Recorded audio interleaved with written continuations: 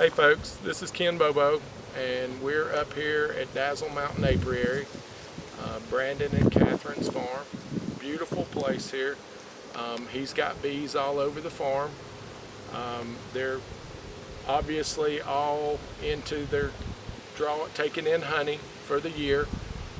But as the honey comes off, it's time to start thinking about mites coming into August. So what the first thing you want to do is you want to do a mite count.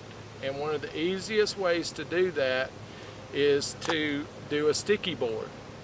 Now, it's very simple to do. What you do is you take a piece of poster paper that you can get at the dollar store, Walmart, and you want to divide it into square inches. At that point, the night before, slide it into underneath the hive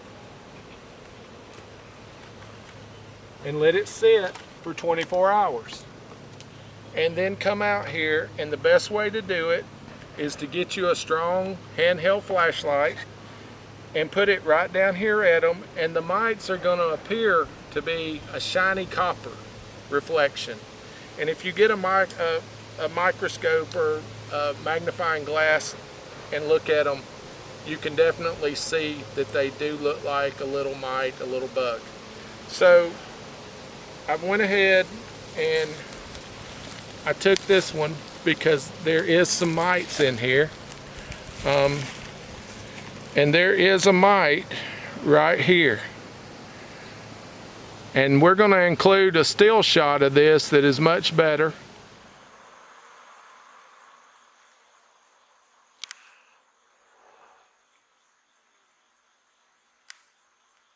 Much better.